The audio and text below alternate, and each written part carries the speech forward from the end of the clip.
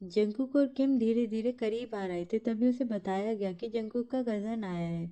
जब भी जंगकुक का कज़न आता है वो जंगकुक को अच्छा नहीं लगता। उसने किम को कहा कि जाकर सोफे पर बैठ जाओ। जंगकुक के भाई जेहूब की हालत एकदम ही खराब थी, जैसे कि उसे किसी ने अच्छी तरीके से धुल दिया हो। उसकी हालत देख के जंगकुक सोचता है कि ये पता नहीं किसने किया होगा, लेकिन मैं भी यही करना चाहता था। जेहूब किम की ओर देख रहा था, मतलब कि वो किम के सामने जंगकुक से बातें नहीं करना चाहता था।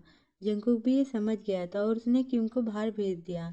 जेहूब सट्टे में 3 मिलियन हार गया था, इसलिए वो यहाँ पर जंगकुक से मदद मांगने आया है। जंगकुक उसकी मदद करने से मना कर देता है, लेकिन जेहूब उसे बार बार मनाने लगा कि भाई इस बार मेरी मदद कर दो, फिर मैं कभी आपको दोबारा परेशान नहीं करूँगा।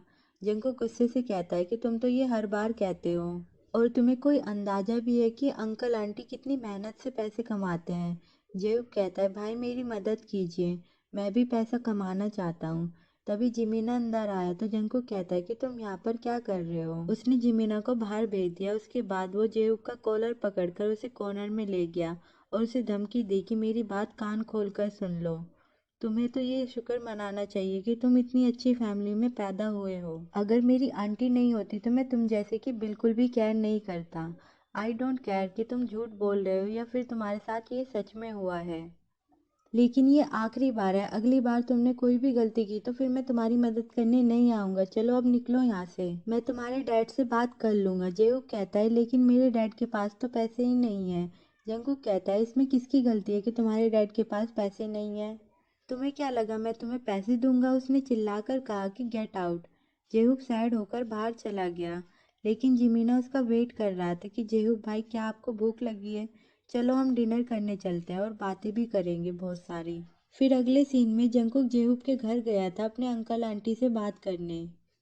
उसे अपने अंकल आंटी की चिंता हो रही थी और जेहूब पर बहुत ज़्यादा गुस्सा आ रहा था कि अगर वो मेरा कज़न नहीं होता तो फिर मैं ही सबसे पहले उसे मार डालता।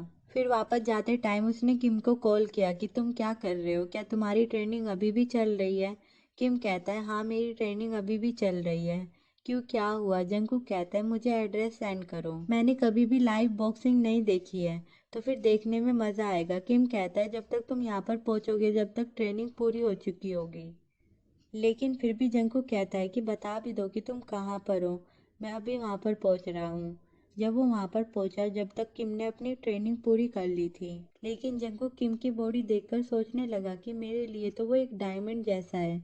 अगर उसकी बॉडी ऐसी नहीं होती तो मुझे उसकी आदत नहीं लगी होती। वो फिर से गलत गलत इमेजिनेशन करने लगा। तभी एक और लेडी उसे बुलाती है तो वो तुरंत ही अपनी इमेजिनेशन से बाहर निकल गया। किम अपने कोच से बातें कर रहा था और उसके कोच ने जब देखा कि जंगकुक आया है, मतलब कि किम का फ्रेंड आया है, तो उसने कहा कि चलो यहीं पर रुक जाते हैं, वैसे भी बहुत देर हो गई है तो फिर मैं चलता हूँ। जंगकुक पूछता है वो कौन था। किम कहता है वो मेरा कोच था। जंगकुक कहता है इतना जवान। किम कहता है शायद उनकी एज 31 के आसपास है, और मैंने कहा नहीं था कि तुम्हारे पहुंचने से पहले मेरी ट्रेनिंग खत्म हो जाएगी।